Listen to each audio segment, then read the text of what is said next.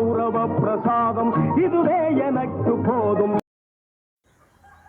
Hi friends, எல்லோரும் எப்படி இருக்கீங்க? காரைக்குடியிலேருந்து கார்த்திகா. இன்றைக்கி செட்டிநாட்டு பாரம்பரிய சமையலில் நம்ம என்ன பார்க்க போகிறோம் அப்படின்னா அதிரசம் எப்படி செய்கிறது அப்படின்னு பார்க்க போகிறோம். இது வரைக்கும் நம்ம சேனலை சப்ஸ்கிரைப் பண்ணிக்கலைன்னா சப்ஸ்கிரைப் பண்ணிக்கோங்க. வீடியோவை ஃப்ரெண்ட் அண்ட் ரிலேட்டிவ்க்கு ஷேர் பண்ணுங்கள். அதிரசம் ரொம்ப சிம்பிளான மெத்தடு. நம்ம மாவு சேர்க்குறத பொறுத்து தான் அதிரசம் வந்து சாஃப்டாக வர்றதும் ரொம்ப முருகலாக வர்றதும் இருக்குது. நம்ம அதிரசத்துக்கு மாவு நம்ம சேர்க்கும்போது ரொம்பவே பக்குவமாக அதை சேர்க்கணும். அப்படி சேர்த்துட்டோம் அப்படின்னா அது வந்து ஒரு மாதம் கூட நம்ம ஃப்ரிட்ஜில் வச்சுட்டு எப்போ தேவையோ அப்போ கூட நம்ம அதை ரெடி பண்ணிக்கலாம். வாங்க இப்போ அதிரசம் எப்படி ரெடி பண்ணுறது அப்படின்னு போய் பார்ப்போம். பாருங்கள், ரொம்ப சூப்பராக அதிரசம் சாஃப்டாக ரெடி ஆயிடுச்சு. வாங்க இப்போ எப்படி ரெடி பண்ணுறது அப்படின்னு பார்க்கலாம். அதிரசம் செய்கிறதுக்காக இப்போ 1 கிலோ அளவுக்கு பச்சரிசி எடுத்துகிட்டு நல்லா ஒரு 1 ஹவர் ஊற வச்சுருக்கேன். அதாவது 3 தடவை அலசிட்டு 1 ஹவர் ஊற வச்சுருக்கேன். தண்ணியெல்லாம் நல்லா இருத்து எடுத்துட்டேன். இப்போ இதை ஒரு வெள்ளை துணியிலையோ அல்லது பேப்பர்லேயோ நம்ம வந்து காய வைக்க போகிறோம். நிலக்காய்ச்சலில் தான் காய வைக்கணும். ரொம்பவும் ஈரமும் காஞ்சிடக்கூடாது. ஓரளவுக்கு நமக்கு பதம் இருக்கணும். இப்போ நம்ம காய வச்சிடலாம். பாருங்கள், நல்லா ஃபேனில் நான் காய போட்டிருக்கேன். நல்லா ஒரு 10 நிமிஷம் நல்லா காய வச்சுருங்க. அதாவது முருகலாக இல்லாமல் ஓரளவு பொது பொதுன்னு இருக்கணும். அதுபோல் நம்ம எடுத்துகிட்டு போய் ரைஸ் மில்லில் அரைச்சிட்டு வந்துடலாம். அதிரசத்துக்கு மாவு பார்த்திங்கன்னா கொஞ்சம் ஈரப்பதமாகவே நான் அரைச்சிட்டு வந்திருக்கேன். பார்த்தா உங்களுக்கு தெரியும். இந்த ஈரப்பதம் இருந்துச்சுன்னா தான் நம்ம வந்து பாகில் போட்டு கிளறும் போது நல்லா வந்து மாவு பாகோடு சேர்ந்து வேகும். ரொம்ப காய வச்சுட்டு அரிசியை அரைச்சோம் அப்படின்னா கொஞ்சம் நல்லா இருக்காது. அதனால் இந்த மாதிரி நான் பொதுன்னு அரைச்சிட்டு வந்திருக்கேன். இப்போ வெள்ளைக்கட்டி பாகு நம்ம சேர்த்துக்கலாம்.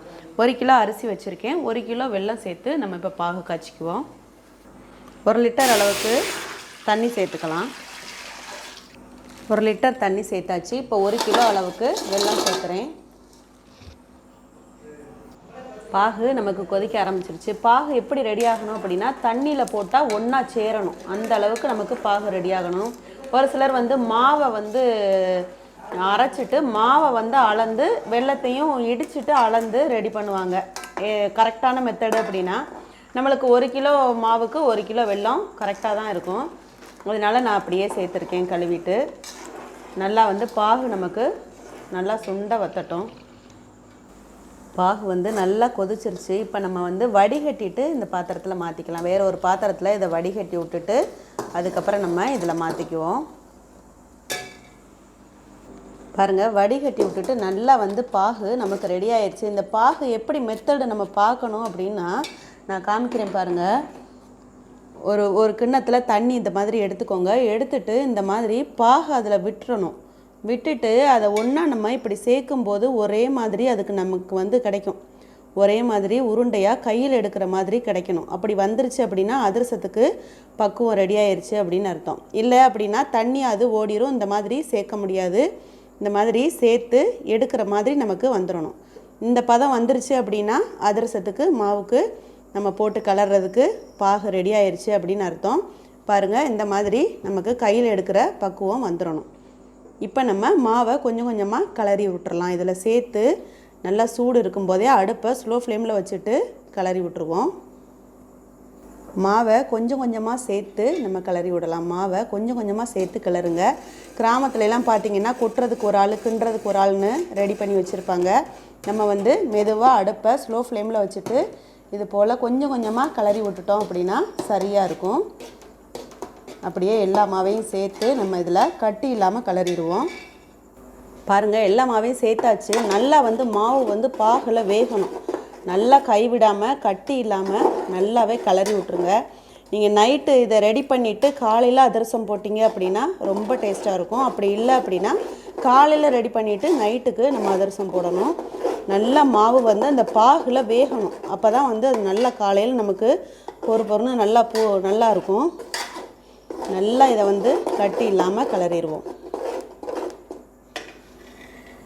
மாவு முன்ன இருந்ததுக்கு இப்போ நல்லா கெட்டிமாக கொடுத்துருக்கு பாருங்கள். நமக்கு தெரியும் நல்லா வெந்துக்கிட்டு இருக்குது. ஓரளவுக்கு வெந்துக்கிட்டு இருக்குது.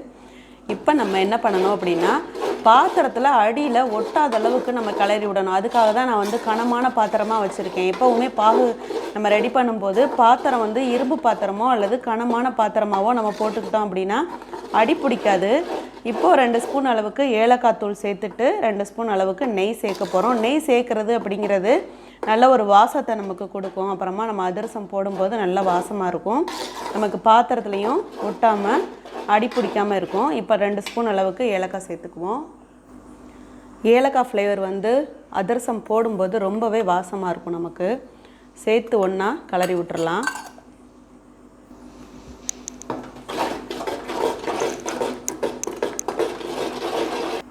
இப்போ 2 ஸ்பூன் அளவுக்கு நெய் சேர்த்துக்கலாம். நெய் சேர்த்து நம்ம கிளறி விடும்போது பார்த்திங்கன்னா அந்த தூரில் அடி பிடிக்காமல் நமக்கு வந்து நல்லா வந்து சூப்பராக ஒரு டேஸ்ட்டு கொடுக்கும். பொரிச்சு எடுக்கும்போது டேஸ்ட்டு கொடுக்கும். அதனால தான் இப்போ நான் நெய் சேர்த்துருக்கேன். இப்போ மாவு நமக்கு நல்லா ரெடி ஆயிடுச்சு. இந்த பதத்தில் நம்ம ஆஃப் பண்ணி வச்சுட்டோம் அப்படின்னா ஆறுனதுக்கும் நம்ம போடுறதுக்கும் கரெக்டாக இருக்கும் மெத்தடு. நான் இப்போ இந்த பதத்தில் ஆஃப் பண்ணுறேன். மெயின் இது வந்து என்னென்னா நம்ம அடி பிடிக்காமல் கிளறணும், கட்டி இல்லாமல் கிளறணும். அது 2 தான் இதில் மெயின். பாருங்கள் மாவு வந்து நல்லா ரெடி ஆயிடுச்சு. இப்போ நான் வந்து ஆஃப் பண்ணிவிட்டு இதில் வெள்ளை துணி போட்டு அப்படியே மூடி வச்சிடலாம். காலையில் நம்ம போடும்போது எப்படி இருக்குது அப்படின்னு நான் காமிக்கிறேன். நல்லா இந்த மாவு இருக்கிறதுக்கு இது கரெக்டாக இருக்கும். பாருங்கள் நைட்டு வந்து நான் அதிரசத்துக்கு மாவு சேர்த்து வச்சேன். நல்லா வந்து நமக்கு ரெடி ஆயிடுச்சு. மேலே வந்து அந்த நெய்யெல்லாம் அப்படியே உறைஞ்சிருக்கு. இப்போ நான் வந்து எண்ணெய் காய வச்சுருக்கேன். அதிரசம் எப்படி போடுறது அப்படின்னு பார்க்கலாம். நைட்டு நீங்கள் ரெடி பண்ணிவிட்டு காலையில் போடுறீங்க அப்படின்னா ரொம்பவே மாவு வந்து நமக்கு டேஸ்ட்டும் கொடுக்கும், நல்லா உப்பலாகவும் இருக்கும் அதிரசம். இப்போ வாங்க எப்படி போடுறதுன்னு பார்ப்போம்.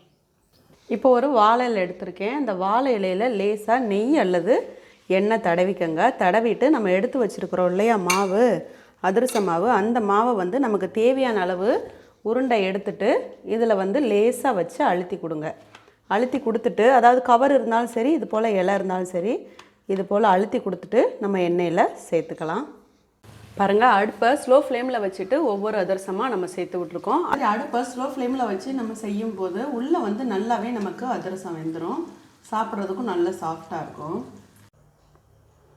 அவ்வளோதாங்க, அதிரசம் நமக்கு ரொம்ப சூப்பராக சாஃப்டாகவே ரெடி ஆயிடுச்சு. இது போல் நீங்களும் ட்ரை பண்ணி பார்த்துட்டு எனக்கு கமெண்டில் கமெண்ட் பண்ணுங்கள், லைக் பண்ணுங்கள், சப்ஸ்கிரைப் பண்ணுங்கள், வீடியோவை ஷேர் பண்ணுங்கள். தேங்க்யூ.